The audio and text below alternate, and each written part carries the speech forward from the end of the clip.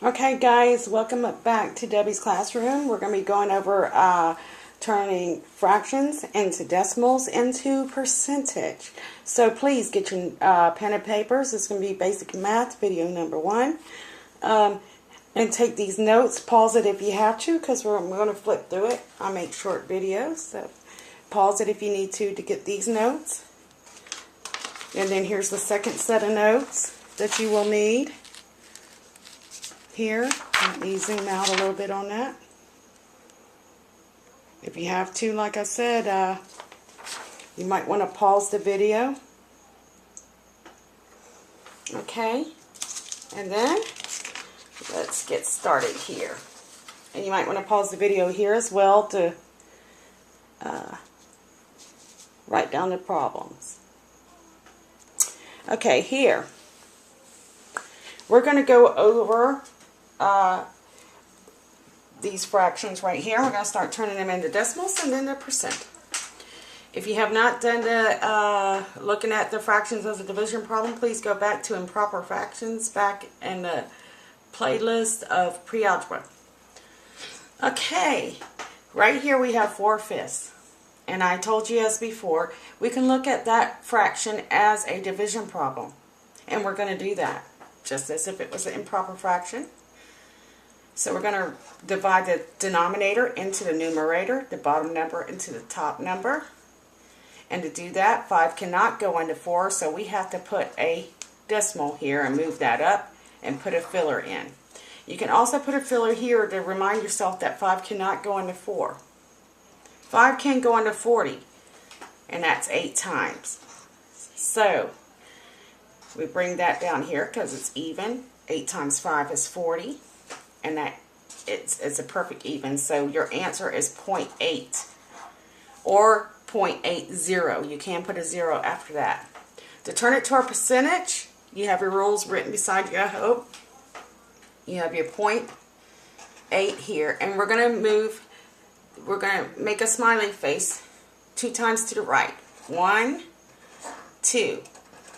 Place your dot and drop the decimal once you've done that, and it's going to be 80%.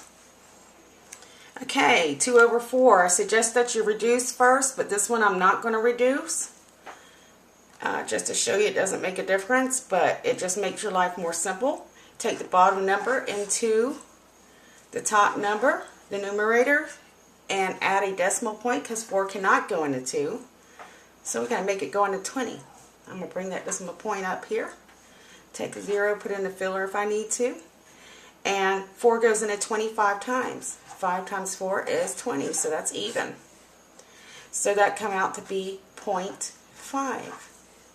If this is too fast, you can pause it, guys. They don't give you much time on these videos. To turn that into a percent, all I have to do now is put my pencil on that dot and move it over twice. And once you do that, you drop the decimal and add the percent sign, so it's 50%. Okay, 10/20, we are going to reduce that. So 10 can go in itself 1 time, and 10 can go into 20 2 times. So it's 1/2. Now, to turn that into a decimal, we're going to divide 2 into 1. Well, 2 can't go into 1, so we have to add a decimal point right here and a 0. And 2 can go into 10 5 times. Okay? And that's going to be 10. And it's 0.5 again. And we already know what that's going to turn into. 1, 2.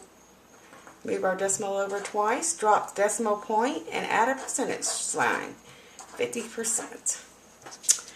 Last one. Reducing. If you know, you need to know your times table. Practice those, guys. 6 can go in itself 1 time, and it can go into 24 4 times. Okay, and that's basically 6 times 4, isn't it? But so we're gonna take the 4, divide it into the 1. Sorry, I lost my place for a second. I think I'm getting tired. And 4 cannot go into 1, so we have to add a 0. So I'm going to bring my decimal point up here, and 4 can go into 10 twice. But guess what? There's 2 left over. right? Well, this is where either this, when you reduce, I say, oh, reducing and make it easier. Well, let's do it this way real quick. I want to show you something. 24 will go into 6.0 2 times. That's 48. Okay? So you can see where it's coming out to where it's going to be the same thing. And then you just move it over twice to get your percentage. I wanted to show you something before I forgot. Oops, I forgot to finish it. That's okay. Y'all understood what I was saying.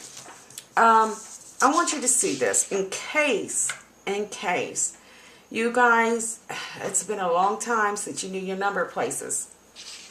Before the decimal, here is your whole numbers. After the decimal is your fraction numbers, your percentage numbers, pretty much. Well, your percentage can be off there too, but and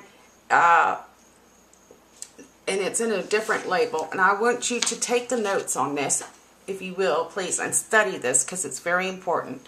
This is your ones place, your tens place, and your hundreds place. After the decimal, it's your tenths place, your hundredths place with the TH on the end, and your thousandths place, okay? So, if you see a fraction, it looks like this.